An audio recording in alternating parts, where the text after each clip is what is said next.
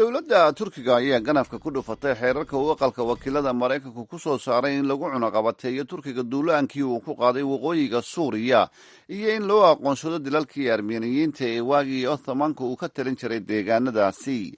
wasaaradda arrimaha dibadda turkiga ayaa sheegtay inay wasaaradooda ugu yeedheen danjiraha maraykanka u fadhiya dalka turkiga david satterfield.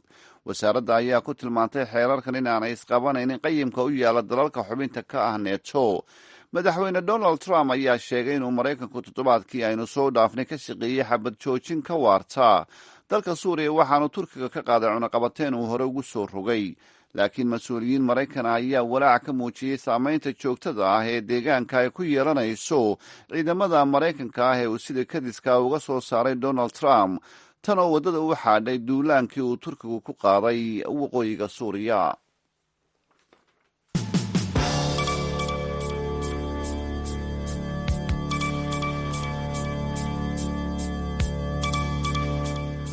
ra-iisul wasaarihii dalka lubnaan sacad al xariiri ayaa ku dhawaaqay inuu iscasilay kadib dibadbaxyo xoog badan oo dalkaasi muddo ka socday, iyadoo dadku ay ka cabanayeen musuq maasuq iyo siyaasad diimo ku salaysan. sidoo kale dibadbaxyo kuwa lubnaan la mid ah ayaa ka socda dalka ciraaq. nuur xasan nuur ayaa haddaba arrimahaasi ka waraysay doctor xasan al basri oo arrimaha carabta aqoon leh kuna sugan dalkaasi yemen. khudbadda wuxuu ku shaaciyey in 13 maalmood qiyaastii ay shacabka lubnaaniyiintu ay wadeen banaanbax isdaba joog ah, islamarkaana ay ku dalbanayaan in waxqabad muuqda ay timaado dowladda. taana markii uu xalkeedii waayey derbi owdan oo madaxa ku dhuftay soo taabtay in uu arkay isagu inay door biday inuu jagada u dhiibo madaxweynaha michel aoun. sidaas ayaana keentay isagoo marka dadka iyo shacabka u daryeelaya sida warka u dhigay. marka tallaabadaas uu ugu dhawaaqay ra-iisul wasaaraha inuu xilka uga degayo, sidee loogaga soo dhaweeyey gudaha lubnaan? aada u weyn. shacabkii lubnaan si fiican oo reereyn leh ayay usoo dhaweeyeen oo ay ku wada farxeen. hadda waxaad moodaa in shacabku banaanbaxyada imaanaya ay aada iyo aad guul la taaban karo oo deg deg ah inay gaareen. waa garta. marka maxaa xigi doona marka tallaabada uu ra-iisul wasaare xariiri isku casilay? sida muuqata shacabka dalabkoodu hal iyo laba qof ma uusan ahayn. waxay rabaan xukuumadda dhan, markaa baarlamaankii dowladdii oo dhan ku wada jiraan inay meesha ka wareegaan. taa marka waxay keenaysaa marka in dad cusub iyo system cusub in la dhiso. taa inta ay ka helayaan sida ay sheegeenna waxay fadhinayaan fagaaraha banaanbaxa.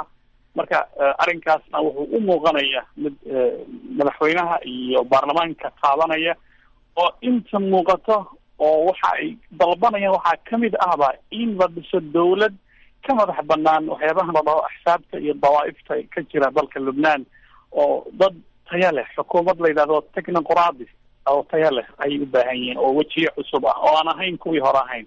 dhinaca ciraaq haddii aan u gudubno oo aan lubnaan sidaas uga sii fogeyn, banaanbaxyo ayaa iyana ka jira, laakiin waxay ku kala duwanaayeen kan ciraaq. rabshado ayuu watay. weliba shalay magaalada karbala ka mid ah magaalooyinka barakeysan ee dadka shiicada, dad badan baa lagu dili baa layidhi. marka farqigu u dhexeeya muxuu yahay marka kacdoonka ciraaq iyo kan lubnaan? marka dhinac laga eego lubnaan iyo ciraaq waxa weeye wax ka socda, kacdoonku ka socda hal bicture ama hal suurad ayuu leeyahay, oo ah in shacabku ay dalbanayaan in la helo dowlad tayo leh oo dhaqaalaha ku samaysa waxaa la dhaho economical reform, islaaxa dhaqaale iyo islaaxa siyaasadda in la habeeyo. oo dadku dhaqaalo la yari iyo waxaa jirta jobless, shaqo la-aan baa jirta baahsan, in arrinkaa wax laga qabto. oo boqolaalo iyo kumanaan kun oo arday waxbaratay shaqo la-aana jirta. labada marka shacab lubnaan iyo ciraaq halkaasi ka midaysan yihiin. waxa soo kiciya waa baahidaas. waxyaabaha ay ku kala duwan yihiin waxa weeye shacabka lubnaan waa shacab ilbaxa. waxa weeye isku dhac ciidanka iyo shacabku ma uusan dhicin ka badan. laakiin ciraaq waxaa moodaa in ciidanka xabado nool iyo shidaal iyo biyo iyo tayro iyo waxbaa socda meesha. shacab badan baa ku dhaawacmay. waxaa marka dhacday in shacabkii ilaa hadda afsigoodana aan inta badan la wada yeelin. xukuumaddiina ay isbedelo badan way samaynaysaa, laakiin ciidanku ay si toosa, weliba waxaa laleeyahay ciidan kamid a ciidanka ayaa loo soo dhex dishay. dadka waxa laynaya waa ciidan labiskii ciidanka wata. marka dhinacaas ciraaq xaaladdu waxaad moodaa in ay kacdoonku dalabkii sidiisii waayahay, laakiin dhinaca ciidanka iyo dawladdu sida ay ula tacaamulayaan shacabka ciraaq ma aha sida ciidanka lubnaan ula tacaamulaya shacabka lubnaan. marka waxaa hadda ka socda labadaas wadan sida kacdoonadii hore ee carabta uga dhacay 2011 ma lagu tilmaami karaa? waa run, waa kacdoonkii carbeed oo lugihiisa kusii fidsanaya dalal aan weli wax uga dhicin sida ciraaq iyo lubnaan.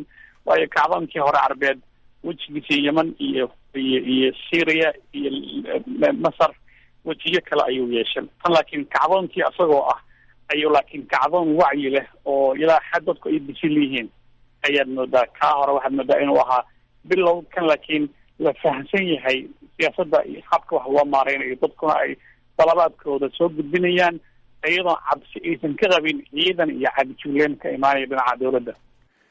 kaasi waxa uu ahaa doctor xasan albasri oo ku sugan dalka yemen, isagoo magaalada axqaaf jooga ayuu u warameeyey waryahayga nuur xasan nuur bukhaari.